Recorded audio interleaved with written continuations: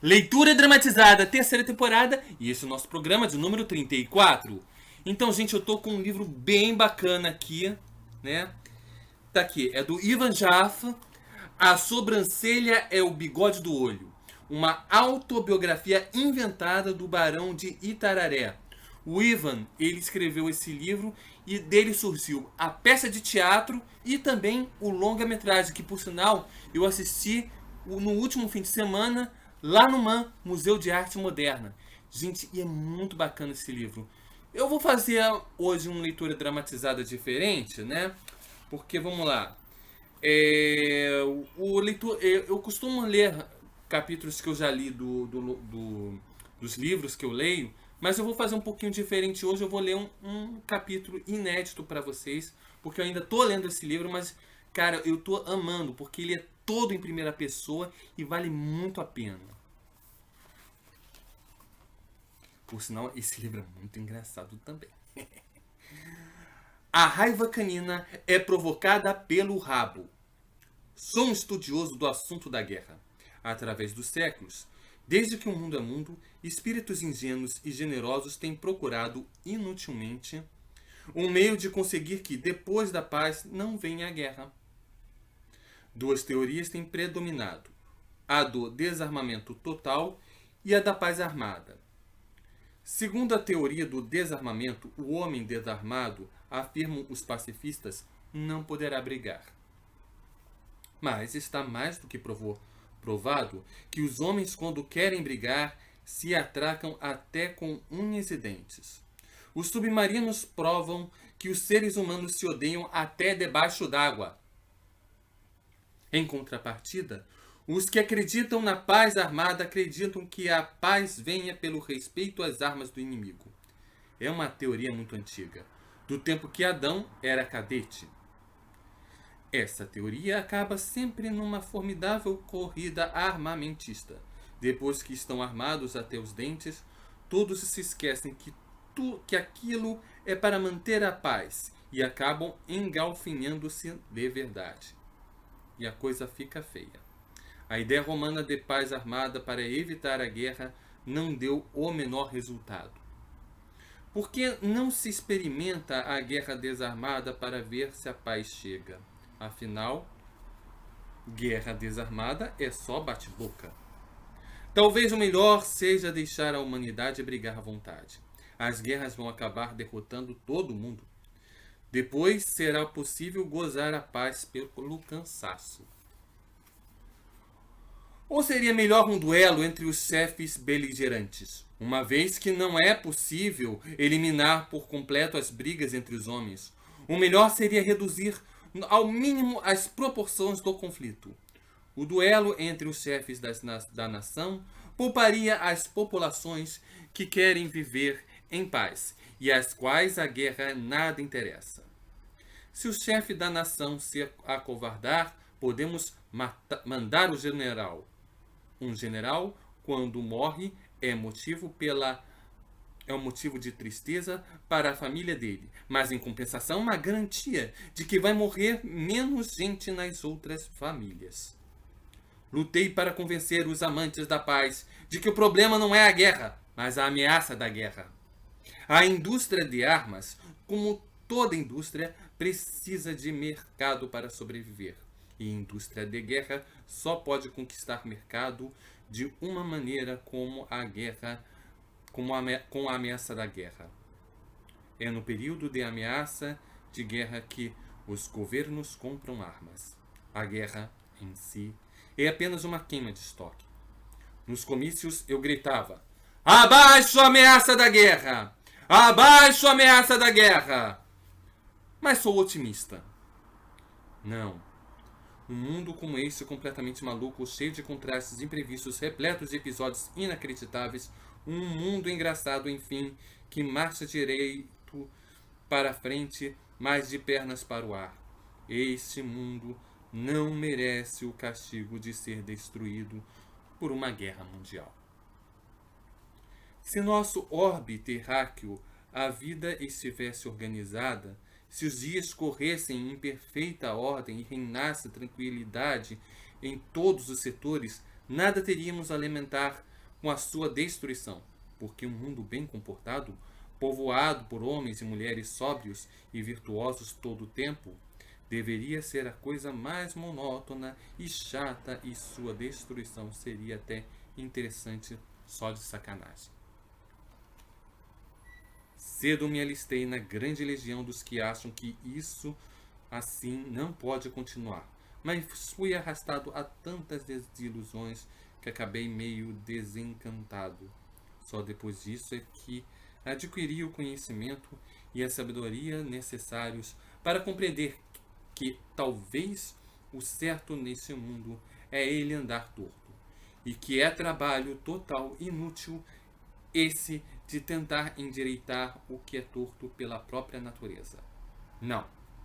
Seria uma pena o mundo se acabar, justo quando tantas coisas absurdas estão acontecendo. Agora que o mundo está ficando bom de fato, não. Eu, leitor, apesar de educado na escola do mais desbragado ceticismo, não acredito que o mundo vai se acabar. Estou seriamente convencido de que esse é um lugar de degredo e não creio que Deus esteja disposto a terminar com isso tão cedo. Ainda mais agora que o governo federal resolveu construir presídios de segurança máxima. Não, ainda não chegou o momento de Deus nos conceder a anistia. Temos de lutar e ter esperanças. Vejam a raiva canina, por exemplo. Essa doença terrível que durante séculos matou tanta gente até que a medicina encontrou a cura. O primeiro homem da história a ser curado da raiva pela vacina de Pasteur, Joseph Meister, se suicidou anos depois. O que prova que a raiva pela vida ainda não tem cura. Modestamente, eu próprio contribuí com as pesquisas. Era crença geral enraizada e vastamente difundida que a raiva canina era provocada por um vírus, um micróbio invisível, mas visivelmente perigoso pelos males que provoca a olhos vistos. Eu sugeri, leitor, que isso não passava de superstição grosseira. A raiva canina é provocada pelo rabo. Todo cão fica raivoso quando se lhe pisa o rabo. Por isso, o tratamento não deveria ser a vacina, mas a amputação antirrábica. Outra solução consiste em se cortar os cães ao meio e juntá-los pela barriga, pondo fim ao rabo e às patas traseiras, principais focos da raiva canina. Teremos um cão bicéfalo, que latirá por dois e assim defenderá melhor a casa, além de não nos emporcalhar o jardim. Experiências bem-sucedidas nesse sentido já foram feitas em Belo Horizonte, cidade onde às vezes se passam coisas muito estranhas. Mas os veterinários não conseguiram decidir se tinham criado um cão de duas cabeças ou 2 cães sem os traseiros. Como os mineiros gostam de tudo certinho, as pesquisas não avançaram. Foi também numa conhecida cidade mineira que começaram a transformar filhotes de vira-lata em bacês. Quiseram instalar um sistema de comunicação entre as cidades, criando bacês tão compridos que o rabo ficaria numa cidade e a cabeça na outra, bastando pisar no rabo aqui para o bicho latir lá. Uau! O método consistia em amarrar as pernas dos filhotes de vira-lata num poste e colocar o pote de comida cada vez mais longe, para que, à medida que ele fosse crescendo, tivesse que se esticar todo, cada vez mais para comer. Por sorte, os bichinhos logo depois inventaram um telégrafo. Minha contribuição à cura da raiva não foi levada em conta pelas autoridades. Mas não cheguemos. Com base nessas tentativas frustradas pelo método das generalizações perigosas, a conclusão desconcertante de que qualquer esforço honesto na vida resulta completamente inútil. Não seria nada bom que você saísse da leitura deste livro com essa impressão. Não, pelo contrário. O Brasil precisa de empreendedores. Como eu fui. Em certa época difícil da vida, me especializei na criação artificial de canários belgas para venda. É uma atividade muito lucrativa, embora não deixe de ser levemente bastante legal. A base dessa atividade é a dificuldade em se reconhecer a nacionalidade de um canário.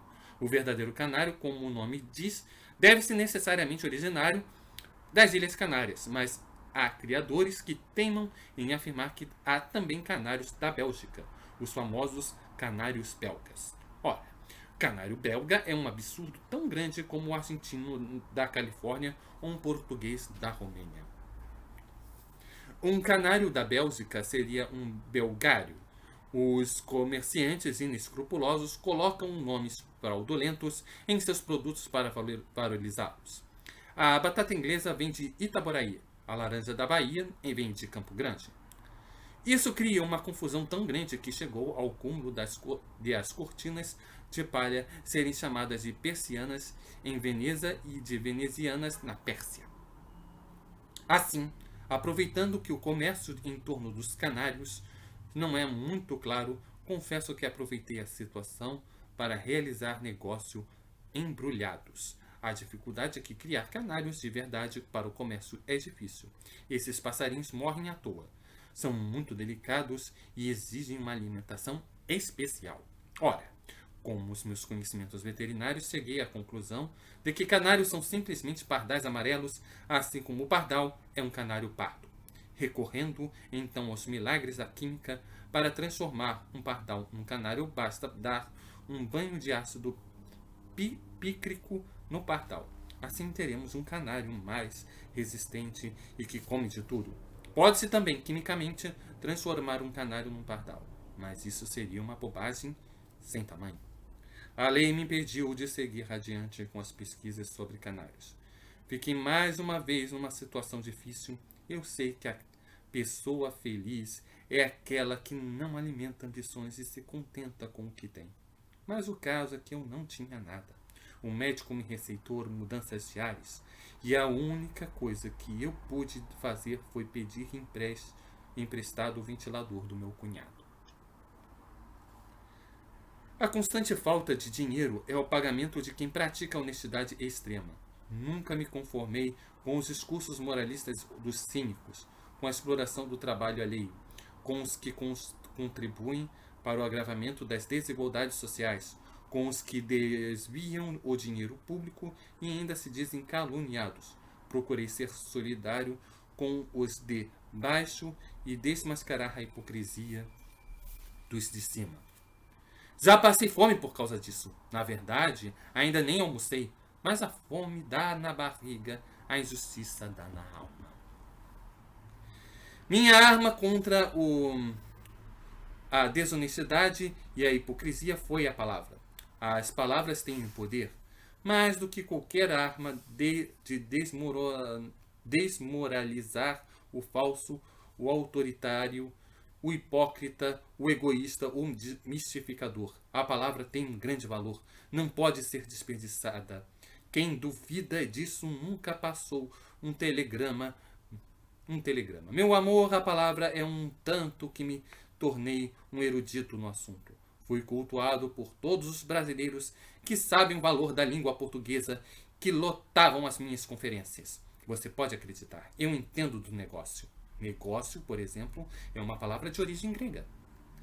Contudo, como todos sabem, o trabalho enobrece o homem, mas o diabo é que quando ele se torna nobre, a primeira coisa que faz é parar de trabalhar.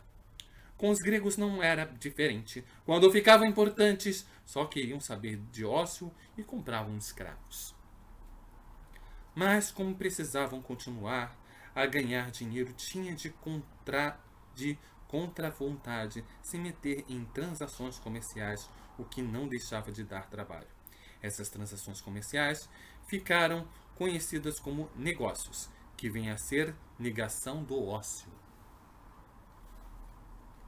Da mesma maneira, ou melhor, de uma maneira completamente diferente, a palavra arara não é uma onomatopeia, como todos pensam, só porque a ave parece dizer arararara. Não é como o bem-te-vi que diz claramente bem-te-vi. Não. O caso é que a língua indígena periquito se chama ara. Ora, Como uma arara é 4 vezes maior do que um periquito, chegou-se a arararararararararará. O português é uma língua cheia de complicações. Um homem covarde, por exemplo, é um poltrão. Mas uma mulher covarde é uma poltrona. Antigamente os quadris eram cadeiras, agora são bacias. A palavra calça pode se referir à roupa ou a sapato. E quando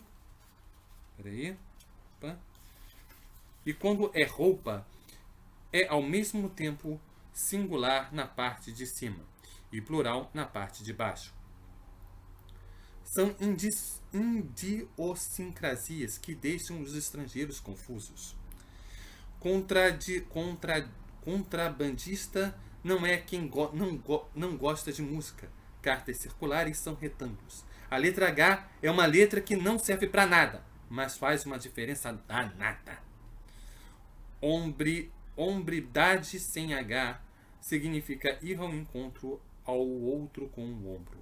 Já com H, que vem de homem, se refere ao sujeito que exercita sua qualidade de homem honesto, mesmo que seja uma mulher. Quando um homem faz bobagem, diz-se que fez uma macacagem. Agora, quando os macacos que fazem bobagem, ninguém diz que fizeram uma homenagem. De qualquer forma, o que vemos é que a língua portuguesa não tem evoluído. A seiva verbal é como o sangue da gente. Precisa ser constantemente renovada para conservar a vitalidade. A cada novidade que surge no mercado deveria corresponder um novo vocabulário para ser incorporado ao dicionário. Antigamente, por exemplo, a pessoa andava a cavalo e os gramáticos criaram verbo cavalgar. Mas até hoje, se você quiser montar num burro ou numa vaca, não vai conseguir burralgar nem avacalhar. Quando se viaja de barca, a gente embarcava. E continuamos embarcando mesmo quando vamos de avião. Ora, quem monta um jumento, enjumenta-se. Quem monta no porco, emporcalha-se. Quem viaja em transatlântico, transatlantica-se. Quem vai à Europa, aviona-se. E a Copacabana, onibusia-se. Certa feita, ao ser convidado para inaugurar o ano letivo uma faculdade de jornalismo, proferindo uma aula magna, pensei cá comigo que os estabelecimentos de ensino não têm como único objetivo explorar torpemente seus ingênuos alunos e bem no fundo de minha consciência empernida senti o compromisso moral de desempenhar uma missão mais elevada naquela noite. O que sempre moveu minha consciência foi o compromisso moral, que consiste na educação pública em geral. Sim, educação. E até bons modos. Por que não? No Alasca, por exemplo, a noiva aprende que é uma falta grave declarar a todos que só se casou como o velho esquimó por dinheiro. Para deixar clara a importância que dei àquela aula magna, fiz questão de vestir meu traje de honra, chapéu de Garibaldi e grande penacho, gibão de couro, metade verde, metade vermelho, camisa manga comprida preta, calça de alpinista, botas gaúchas de cano longo, medalhas e lenço vermelho, maragato amarrado no pescoço, o mesmo traje que usei ao partilhar o convite do príncipe de Gales da famosa caçada anual ao periquito de gaiola, quando ganhei a medalha de ordem do banho, a qual, na verdade, desobedeci naquela noite. Ao contrário da maioria das autoridades no assunto, que são profundamente ignorantes e não sabem nada, fui um jornalista militante, que a essa incrível profissão se dedicou de corpo e alma para ganhar o pão com margarina de cada dia. Em mais de 50 anos de atividade, adquiri também uma grande prática de falar sobre a profissão de jornalista para plateias atentas. E agora, na velhice, gozo do natural relaxamento de energia decorrente de não ter o que fazer.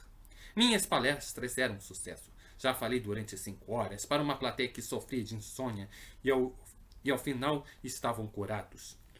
Para acordá-los... Desculpe, para acordá-los tive de cantar bem alto.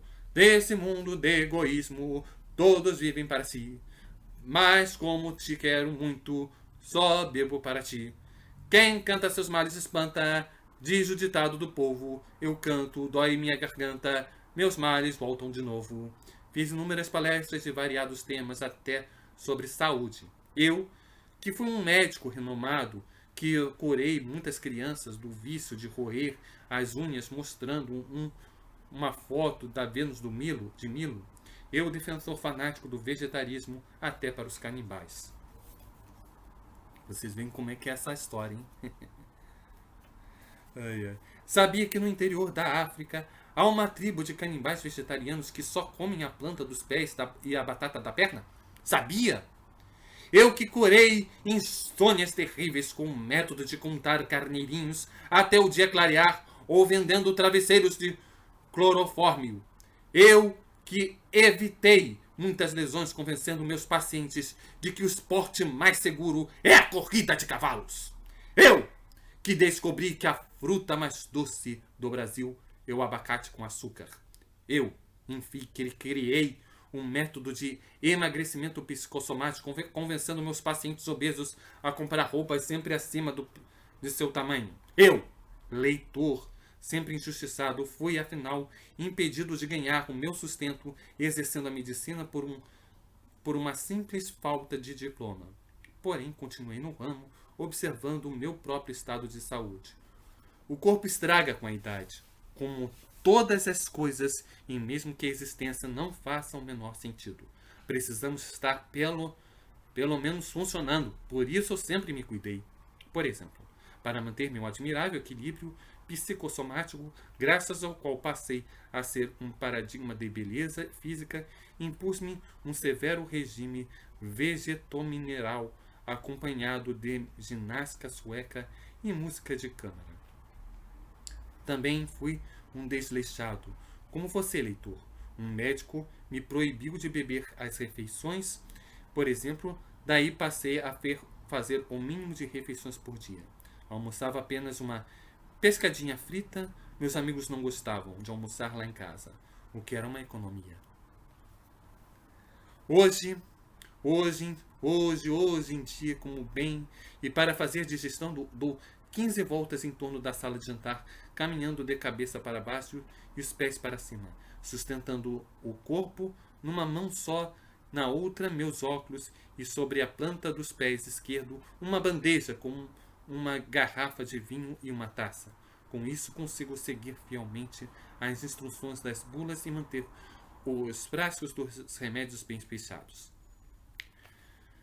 Mas não tratei de saúde em minha aula magna. Procurei focar minha fala na principal ferramenta do trabalho do jornalista: a palavra. Abri a palestra escrevendo no quadro a palavra hipótese. Hipótese é uma coisa que não é mais que a gente diz que pode ser, para ver no fim o que dá. Se for, a hipótese serve tanto para tratarmos da quadradura do círculo quanto da redondeza do quadrado. É preciso ser sempre questionada, mesmo quando formulada com a convicção por gente muito importante.